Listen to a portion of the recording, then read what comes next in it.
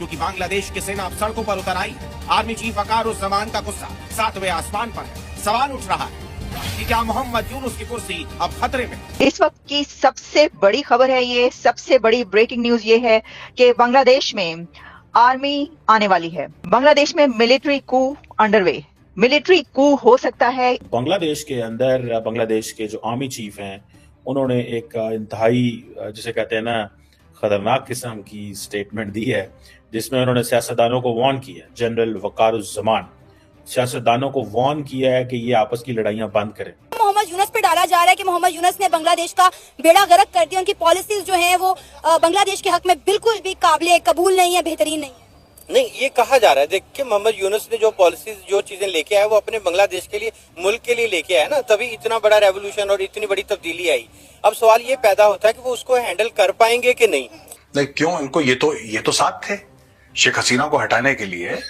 अगस्त तक तो ये लोग साथ थे, सितंबर अक्टूबर में भी साथ थे। क्या हुआ है नए साल में कि एक दूसरे को जूता लात करने लगे लोग? नया साल नया विचार, वो ठीक है, लेकिन हुआ क्यों मतलब कि वो उसने बोला कि तुम हमारी पार्टी में आ जाओ, यानी कि बीएनपी स्टूडेंट्स विंग को ज्वाइन करो। हाँ। और उन्होंने बोला कि नहीं, तुम जमात इस्लामी ज्वाइन करो। वो पहुंच के मारपीट कर रहे हैं। बीएनपी का ये कहना है वो पहुंच के मारपीट करने लगे सीधे। पूरे बांग्लादेश में फैले हुए हैं, ये और जगह भी लड़ेंगे, ये और जगह भी लड़ेंगे। और जो स्टूडेंट प्रोटेस्टर्स हैं अपने आप को पॉलिटिकली रेलिवेंट दिखाने के लिए और जगह लड़ाई शुरू करेंगे।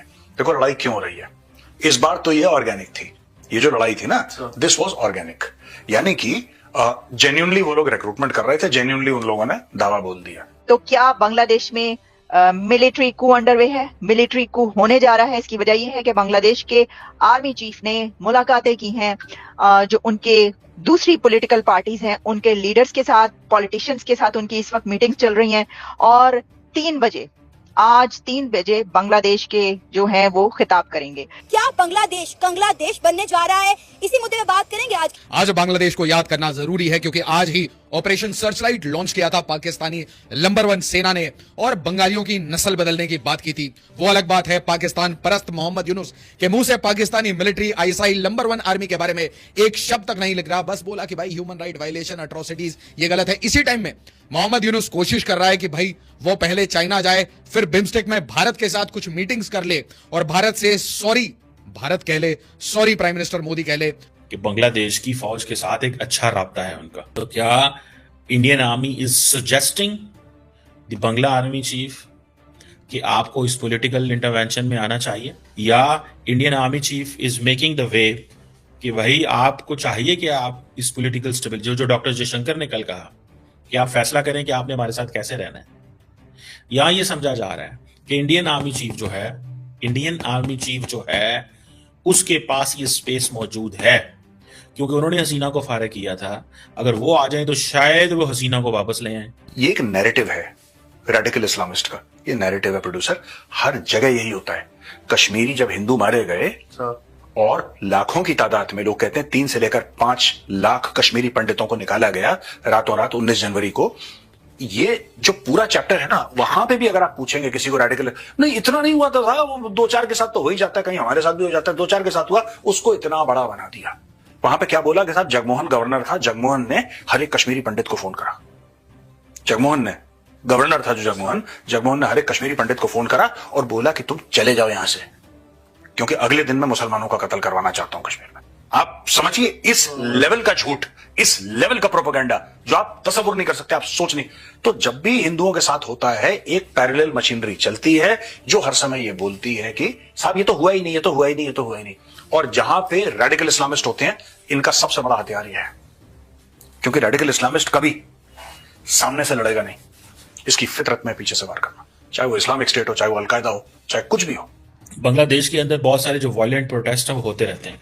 आपको पता पाकिस्तान में भी हुए थे ये प्रोटेस्ट, लेकिन आर्मी यहाँ पे आपको पता बड़ी सख्त जो है ना वो माफ नहीं करती।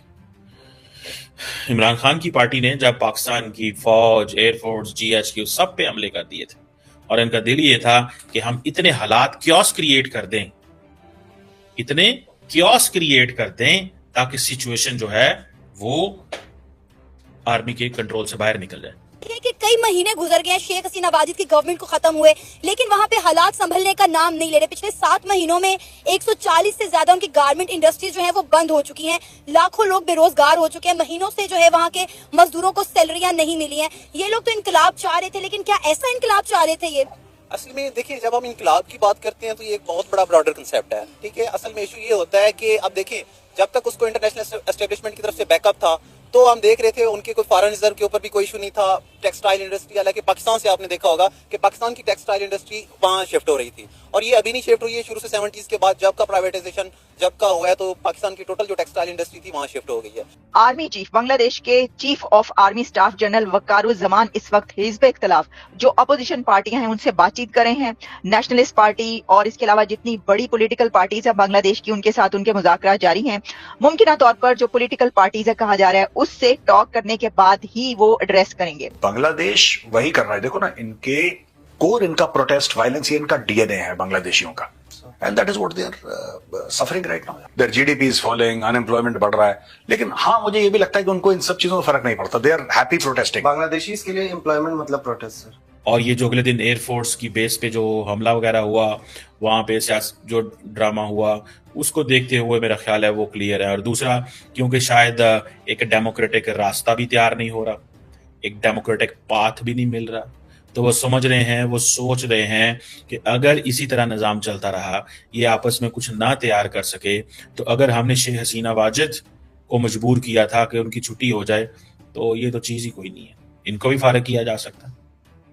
सो I am cautioning you, warning you, ये इन फाइटिंग बंद कर दें। There is a possibility of more protest, 1 second, there is a probability that the military अपनी, वो जैसे कहते हैं ना, नाक के नीचे सारा कुछ करवाएगी, आपको चुप करा ले।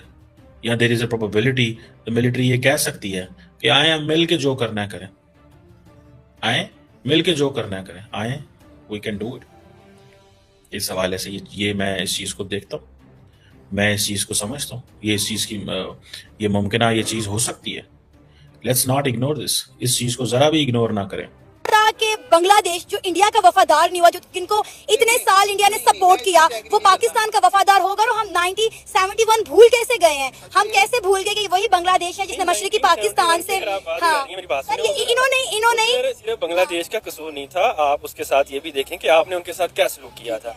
आपके जो इलेक्शंस थे, क्या शेख जो मुजीबर रहमान था उनकी सीट ज्यादा नहीं थी जुल्फिकार भुट्टो से? क्या आपने उसको एक्सेप्ट किया? ठीक है, आप 1971 की बात करिए तो उसको ब्रॉडर कंसेप्ट में देखें कि हम उसका जिम्मा जो है वो इंडिया पे डाल देते ना, कि इंडिया ने 1971 में बांग्लादेश को सपोर्ट किया और मशरकी पाकिस्तान को जब बांग्लादेश बना दिया। मैं आपको बताता हूँ, असल में होता ये है कि हर कंट्री ना अपना बेनिफिट देखता है। अगर लेट्स सपोज उस टाइम हम कहें कि बांग्लादेश ने इंडिया की सपोर्ट ली तो लेनी चाहिए थी। देखिए, हर कंट्री अपना देखता है। जैसे अब हम अगर कोई भी ट्रेड, जैसे अब अक्सर हमारे यहाँ एक बहस होती है कि हम ईरान से क्यों नहीं चीजें एक्सपोर्ट कर रहे हैं, इम्पोर्ट। क्या फौज को पीछे हटना चाहिए था? फौज ये कहती थी कि हम ही तो आपको लेके आए हैं, जिस अंदाज से इलेक्शंस हुए, जिस अंदाज से सारा कुछ हुआ, जिस अंदाज से इतने लोग मारे गए हैं, ये आपकी एज ए प्राइम मिनिस्टर हमने आपको सपोर्ट किया। लेकिन अगर हम इतने बंदे मार के भी हम जो है वो अमन नहीं ला सकते, या इन लोगों को नहीं बिठा सकते, या आप इनके साथ को पॉलिटिकल सेटलमेंट नहीं कर सकती, देन यू मस्ट गो। उस वक्त कहते हैं इंडियंस, ये कहते थे कि ये बेसिकली अगर 1000 बंदा मरा है तो मर जाए, मर रहा है और मर जाए। और इंडियंस ये कहते थे कि भाई शेख हसीना वाजिद को रखो, लेकिन फौज ने कहा कि नहीं, हम नहीं रख सकते। और फिर वहां से क्या हुआ? फिर वो एक जारी बात है, वो एक स्टोरी है।